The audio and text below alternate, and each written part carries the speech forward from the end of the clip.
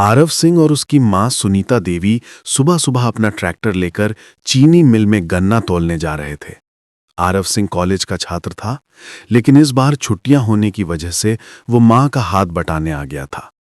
आरव की बड़ी बहन कृतिका सिंह इसी जिले जनकपुर की एक प्रमुख एसपी ऑफिसर थी और अपनी ईमानदारी के लिए पूरे विभाग में जानी जाती थी। ट्रैक्टर कुछ ही दूरी तय कर पाया था कि आगे सड़क पर एक पुलिस का अस्थायी नाका लगा हुआ मिला। वहां पर थाना प्रभारी विक्रम ठाकुर अपने 2 सिपाहियों के साथ खड़े होकर आने जाने वाले हर वाहन का गैर कानूनी चालान काट रहे थे और लोगों से धौंस दिखाकर पैसों की वसूली कर रहे थे। जैसे ही आरव और सुनीता देवी वहां पहुंचे, प्रभारी विक्रम ठाकुर ने बदतमीजी से हाथ उठाकर उन्हें रोका और गुर्राते हुए बोला, ओए लड़की, ट्रैक्टर किनारे लगाओ और जल्दी से सारे कागज दिखाओ, समझी? आरव ने ट्रैक्टर रोक दिया। मां बेटे दोनों ट्रैक्टर से उतरे और आरव बोला, सर, हम खेत से गन्ना काटकर पास की चीनी मिल में ले जा रहे हैं। अगर डॉक्यूमेंट देखने हो तो सब हमारे पास मौजूद हैं। विक्रम ठाकुर ने उसे ऊपर से नीचे तक देखकर ताना मारा, अरे वाह, बड़ी नटखट स्टाइल मार रही है। और ये साथ में खड़ी बुजुर्ग औरत कौन है? गरीबी की मूरत जैसी। आरव ने कड़वाहट दबाते हुए कहा, ये मेरी मां है। तो ठाकुर और अकड़ गया, तो इसका मतलब तुम लोग इन गन्नों के बीच कुछ गड़बड़ माल तो नहीं ले जा रहे? कहीं कोई चीज छुपाकर तो नहीं ले जा रहे हो?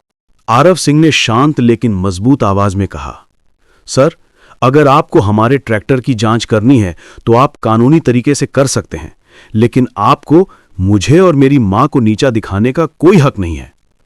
तभी एक सिपाही ट्रेलर की ओर गया, गन्नों की गठरी को खींचकर देखा और हंसते हुए बोला, साहब, इसके तेवर देखो, ऐसे बोल रही है जैसे इसका बाप कलेक्टर हो।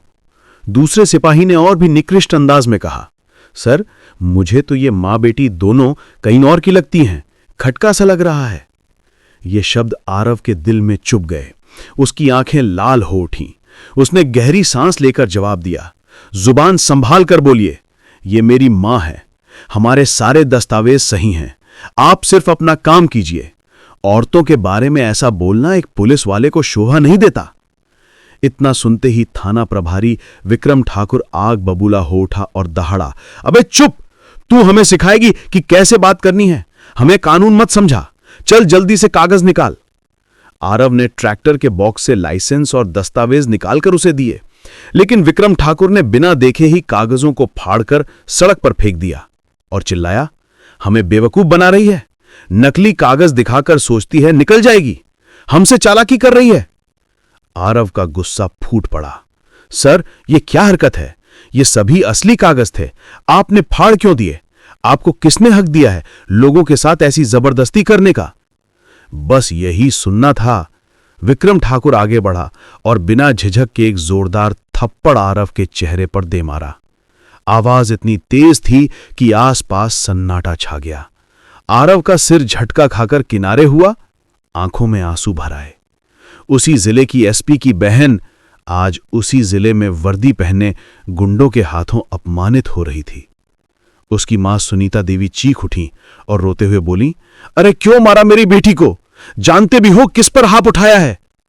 विक्रम ठाकुर ने उन्हें धक्का देकर गुर्राया, चुप रहे, ज्यादा बोलेगी तो तुझे भी ऐसा ही पड़ेगा। दोनों सिपाही हंसते हुए बोले, हां हां, बड़ी अकड़ थी ना इसकी, देखो कैसे उतर गई सारी अकड़। आरव का खून खौल उठा। उसका हाथ पलटकर जवाब देने के लिए उठा, पर आखिरी पल में रुक गया। वो जानती थी अगर उसने हाथ उठाया तो पुलिस वाले केस पलट देंगे। सड़क पर भीड़ इकट्ठा हो गई थी, लेकिन कोई आगे बढ़ने की हिम्मत नहीं कर पा रहा था। उसी भीड़ में से एक नौजवान बोला, सर, ये ठीक नहीं है, आप इनके साथ गलत कर रहे हैं।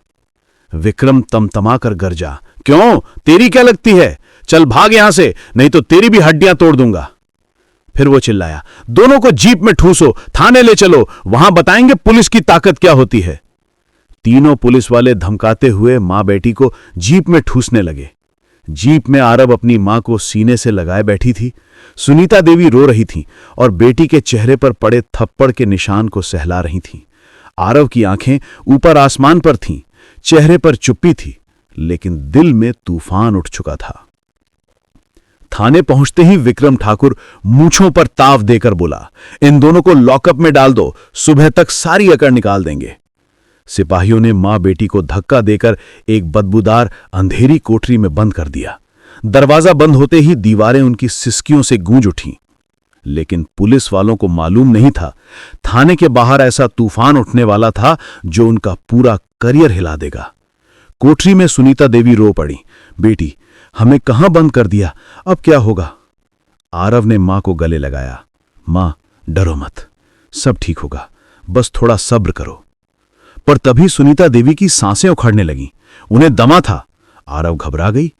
वो दरवाजा पीटते हुए चिल्लाई, कोई है? मेरी मां को सांस नहीं आ रही, दरवाजा खोलो, वो मर जाएंगी। उसकी आवाज थाना परिसर में गूंजने लगी। सामने ऑफिस में पैर फैलाकर बैठे विक्रम ठाकुर ने आवाज सुनी, पहले अनसुना किया, फिर गुस्से में उठकर कोठरी की ओर गया। दरवाजा खोलते ही गरज पड़ा, ऐ लड़की, क्या चीख पुकार मचा रखी है तूने? सुकून हराम कर दिया तूने। आरव सिंह ने कांपती हुई आवाज में कहा, देखिए, मेरी मां की हालत बहुत खराब है, उन्हें सांस नहीं आ रहा, कृपया उन्हें यहां से बाहर निकाल दीजिए। लेकिन थाना प्रभारी विक्रम ठाकुर ने सुनीता देवी की तरफ तिरछी नजर डाली और घिन भरे स्वर में बोला, यही मरने दे इस बूढ़ी को, 2-4 दिन में वैसे ही निपट जाती, तू क्यों इतना रो रही है इसके लिए? ये शब्द सुनते ही आरव का सब्र टूट गया। वो अपने आप पर काबू नहीं रख पाया और उसने एक जोरदार थप्पड़ विक्रम ठाकुर के चेहरे पर मार दिया। एक पल के लिए पूरा कमरा जैसे जम गया। विक्रम अपना गाल पकड़कर अविश्वास में खड़ा था कि एक लड़की ने थाना प्रभारी को थप्पड़ मारा। अगले ही क्षण वो आग बबूला होकर चीखा और आरव की कलाई पकड़कर उसे घसीटता हुआ कोठरी से बाहर ले गया। अंदर से सुनीता देवी चीख रही थी, अरे छोड़ दो मेरी बेटी को, छोड़ दो उसे।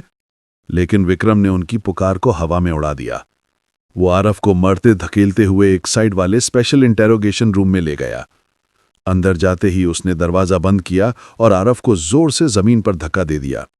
ए लड़की, मौत को न्योता दे दिया तूने। तभी किसी ने थाना प्रभारी विक्रम ठाकुर पर हाथ उठाया है। तू क्या समझती है खुद को? आरव उठी और डरी नहीं। वो बोली, तुम जो कर रहे हो सब गैरकानूनी है। तुमने मेरी मां का अपमान किया, इसलिए मैंने थप्पड़ मारा। तुम्हें ऐसा करने का कोई अधिकार नहीं है। विक्रम की आंखें खून जैसी लाल हो गई। उसने पास जाकर आरव के चेहरे पर एक और जोरदार चांटा मारा। आरव पीछे लुढ़क कर गिर गई। बढ़ी आई मुझे कानून सिखाने, थाना प्रभारी को। अंधेरी कोठरी से सुनीता देवी की आवाज लगातार आ रही थी, मेरी बेटी को छोड़ दो उसे।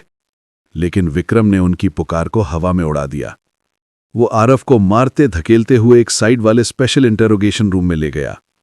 अंदर जाते ही उसने दरवाजा बंद किया और आरव को जोर